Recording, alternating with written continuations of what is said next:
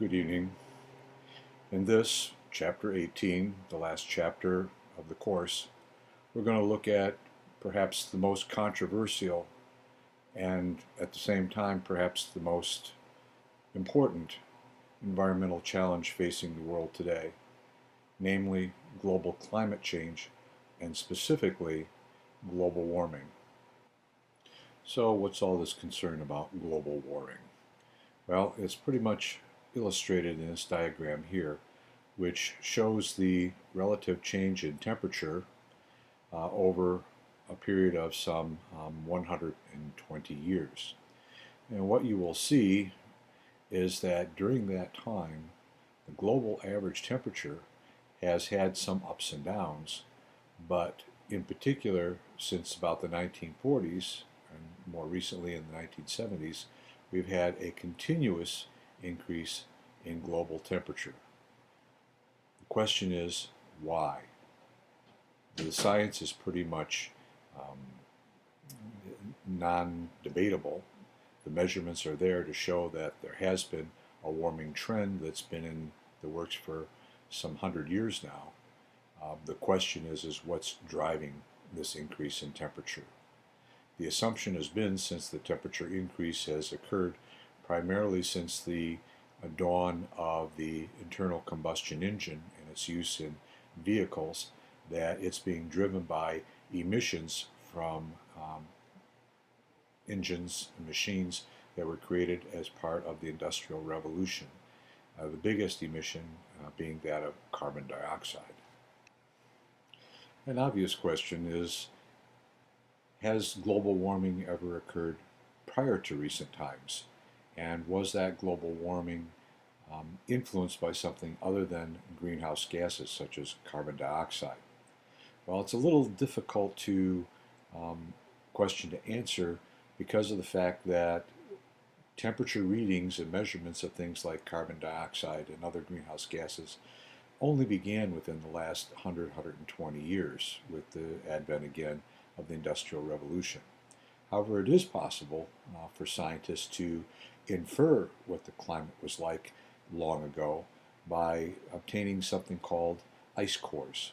Ice cores are taken from places like Antarctica and reflect what the climate was like in the past. The weather over Antarctica is fairly consistent, and every year it lays down a certain amount of snow and ice that builds up. And trapped within that snow and ice is air and all the materials that are in that air that are trapped in air bubbles within the ice.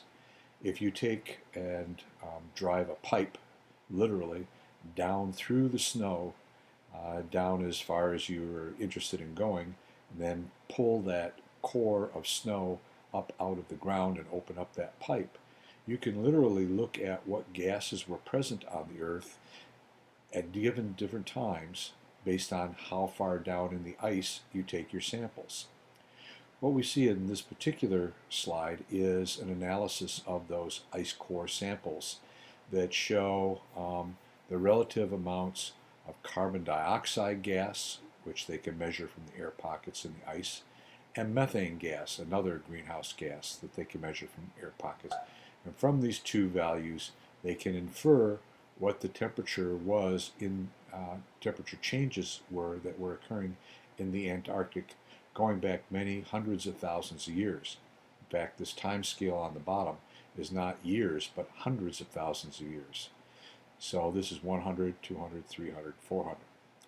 What you can see is that we are not unique in our current time period in terms of experiencing a dramatic increase in temperature. There have been periodic cycles, approximately every 100,000 years, in which we've had spikes of high temperature that are easily equivalent to the ones we're experiencing today. In between these 100,000-year cycles of spiking temperature, we've had 20,000-year cycles of spiking temperatures. And right now we're sort of in the cusp of combining both a 20-year and a 100,000-year increase. So If the temperature increase we're experiencing today is yet not unique, then obviously these temperature increases that occurred farther back were not due to automobiles. So what were they due to? Well, the best guess right now is that these periodic oscillations in the Earth's temperature are due to something called the Milankovitch cycle. The Milankovitch cycle has to do with the Earth's rotation about the sun and whether or not that rotation gets either closer to or farther away from the sun over a period of time. As we know, the rotation about the sun takes 1 year, but apparently the orbit that the Earth takes in that 1 year is sometimes closer to the sun and sometimes farther away from the sun. And the closest to the sun occurs about every 100,000 years, which may explain some of these increases in temperature that we see periodically occurring. So, is global warming just a natural trend in the Earth's evolution, something that will periodically come whether we want to or not, or whether or not we're doing anything man-made to the climate? Well, the story's not entirely satisfied by an observation of the Milankovitch cycles. There are apparently other contributing factors that overlay what is happening within a Milankovitch cycle, part of which is shown in this diagram here.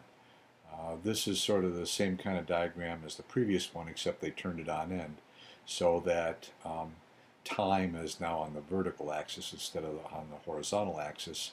Present time is the 0, and this is going back in time some 160,000 years. On the horizontal axis, we have going from colder to warmer. So if we look at this cycle, we see that sometime about 10,000 years ago, we had a very dramatic increase in temperature. Now, you may not have looked that closely, but the first slide that I showed you with the temperature increase over the last 120 years, the difference from the lowest temperature to the highest temperature was only about 1 degree centigrade. Okay? This increase in temperature that we're seeing right here, in an area referred to as the Dryas, the temperature increase here was about 7 degrees centigrade, and it happened in just 50 short years. The question is, why? Something very dramatic some 10,000 years ago, well before the automobile and before the Industrial Revolution, something happened back 10,000 years ago that caused a dramatic forcing of temperature within this period. The question is what? Right now, scientists believe that the best candidate for explaining the Younger Dryas is something called the ocean conveyor system. The ocean conveyor system is a series of currents that circulate throughout the Earth. They begin with warm, shallow currents moving north from the Cape of Africa all the way up to Greenland, where as you go farther north, the warm water becomes colder, and when it gets cold enough, just like cold air, it begins to sink, and that current then sinks down into the bottom of the Atlantic and becomes a cold, deep current that circles back down past the equator, back around past Antarctica, and eventually cycles back up again past Australia. And as it goes back over the equator, it begins warming up. As it warms up, it gets less dense and it rises to the surface, where it becomes a warm, shallow current and begins the cycle all over again. This large series of currents, known as the ocean conveyor system, are responsible for transferring huge volumes of water and the heat associated, or lack of heat associated, with those waters from one place in the world to another. It's the reason why Spain is and Portugal are relatively warm, have relatively warm climates, despite the fact that at about the same latitude on the globe, they are in the same latitude as Nova Scotia in Canada, which is far from a warm tropical place. That's because they benefit from the warmth carried by this shallow, warm part of the ocean conveyor system.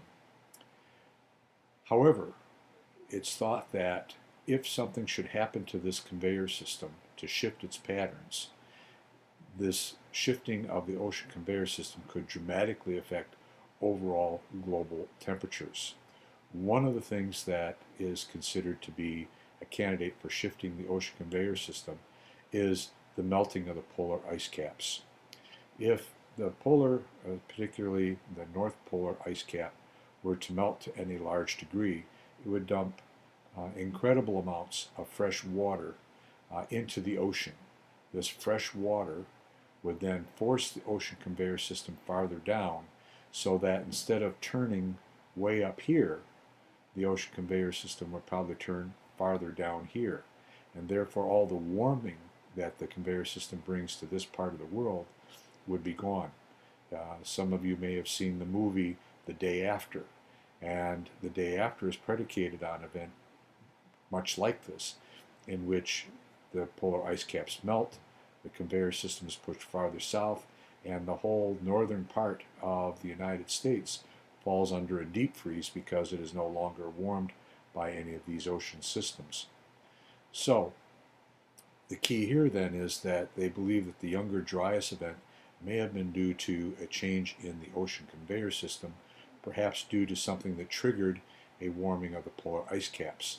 And the problem with this scenario is that once the ice cap begins to melt, it can get into a cycle where the loss of the ice cap actually causes more warming of the Earth, which will accelerate the loss of the ice cap. So in a very short period of time, perhaps even 50 years, you can have a dramatic change in the weather of the Earth as a result of this whole process. So the concerns of climatologists now is that for whatever reason that the Earth is warming up, the fact is it is getting warmer, and it is causing and beginning to cause the melting of the polar ice caps. Shown in these two pictures are one of the major glaciers in Iceland, where it was about 20 years ago and where it is today. And as you can see, there's been a dramatic melting of this ice all the way back to here, as shown between these two pictures.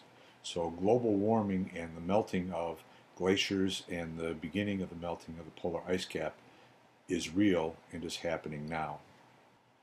So what can we do about all this? Basically, we're left with two choices.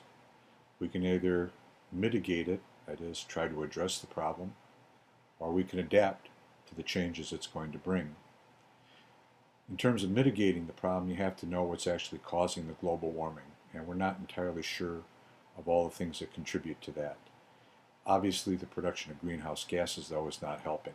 So to the degree that we can decrease the volume of greenhouse gases we put out, the more we might be able to put off a disastrous scenario like the melting of the ice caps.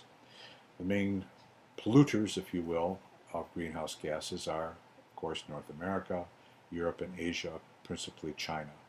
And these countries, along with the other countries of the world, got together in Kyoto, Japan, to hammer out an agreement. But unfortunately, no consensus was really arrived at, and the biggest holdout on the whole deal was the United States itself.